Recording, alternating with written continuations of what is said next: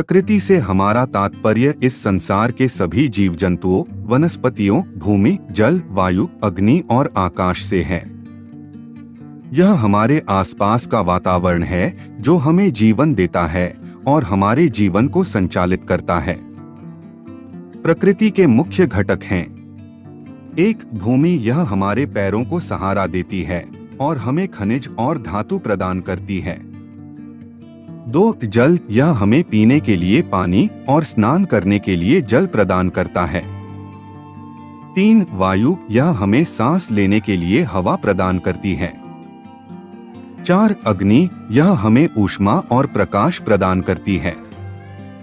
5. आकाश, यह हमें सूरज, चंद्रमा और तारों का दृश्य प्रदान करता है। 6. वनस्पति, यह हमें ऑक्सीजन और भोजन प्रदान करती है। 7. जीव जंतु, यह हमें साथी और संगति प्रदान करते हैं। इन सभी घटकों के मेल से प्रकृति बनती है जो हमारे जीवन को संचालित करती है। मांसाहार प्रकृति के लिए कई खतरे पैदा करता है। 1. वनस्पति विनाश, मांसाहार के लिए जानवरों के चारे के लिए वनस्पति काटी जाती है जो वनस्पति विनाश का कारण बनती है। 2. जल प्रदूषण, मांसाहार के लिए जानवरों के फार्म में जल प्रदूषण होता है जो जल संसाधनों को प्रभावित करता है। 3. ग्रीन हाउस गैसेज, मांसाहार के लिए जानवरों के फार्म से ग्रीन हाउस गैसेज का उत्पादन होता है जो जलवायु परिवर्तन का कारण बनता है। 4. भूमि क्षरण, मांसाहार के लिए जानवरों के चारे के लिए भूमि का उपयोग होता है जो भूमि क्षरण का कारण बनता है। 5. जानवरों की हत्या, मांसाहार के लिए जानवरों की हत्या की जाती है जो जानवरों की प्रजातियों को खतरे में डालती है। इन खतरों से यह स्पष्ट होता है कि मांसाहार प्रकृति के लिए हानिकारक हो सकता है। लोगों के मांसाहार करने के कई कारण हैं। 1. स्वाद, मांसाहार का स्वाद लोगों को आकर्षित करता है। 2. पोषण, मांसाहार में प्रोटीन, आयरन और जिंक जैसे पोषक तत्व होते हैं। 3. सांस्कृतिक परंपरा, कई संस्कृतियों में मांसाहार एक परंपरागत भोजन है। 4. आर्थिक कारण, मांसाहार का उत्पादन और व्यापार एक बड़ा उद्योग है। 5. जानकारी की कमी, कुछ लोग मांसाहार के नुकसानों से अनजान होते हैं। 6. सुविधा, मांसाहार आसानी से उपलब्ध होता है और इसकी तैयारी में कम समय लगता है। 7. सामाजिक दबाव, कुछ लोग सामाजिक दबाव में मांसाहार करते हैं। 8. व्यक्तिगत पसंद, कुछ लोग मांसाहार करना पसंद करते हैं। इन कारणों से लोग मांसाहार करते हैं, लेकिन यह जरूरी नहीं है कि ये कारण सही हों। मांसाहार का प्रकृति पर कई प्रभाव पड़ते हैं। 1. जानवरों की हत्या, मांसाहार के लिए जानवरों की हत्या की जाती है जो प्रकृति के संतुलन को बिगाड़ती है।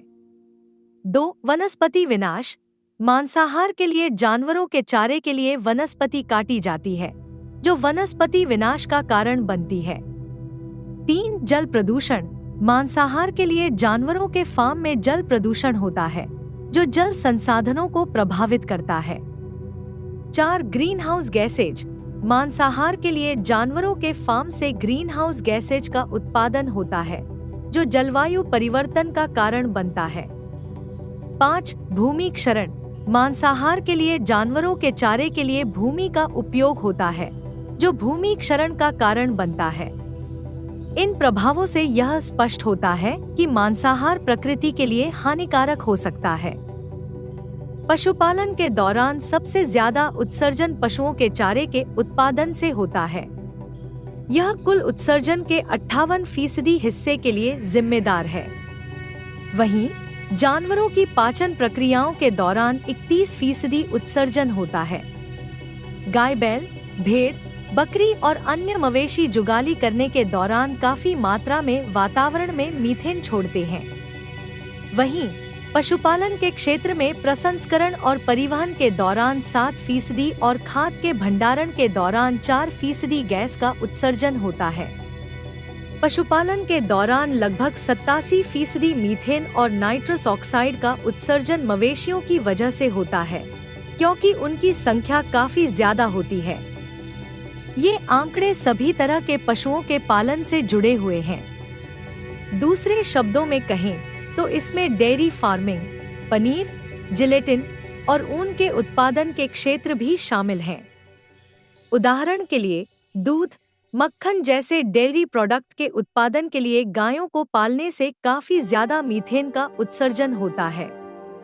कुल मिलाकर वैश्विक स्तर पर 15% ग्रीनहाउस गैस का उत्सर्जन पशुपालन से होता है। यह परिवहन क्षेत्र से होने वाले उत्सर्जन के बराबर है।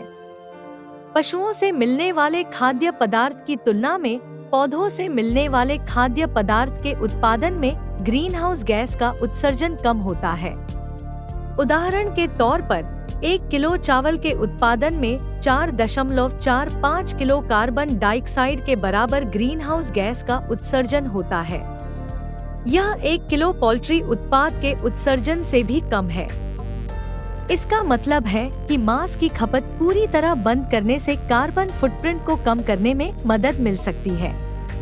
कुल मिलाकर बात यह है कि मांस उद्योग वैश्विक स्तर पर ग्रीनहाउस गैस उत्सर्जन के एक बड़े हिस्से के लिए जिम्मेदार है।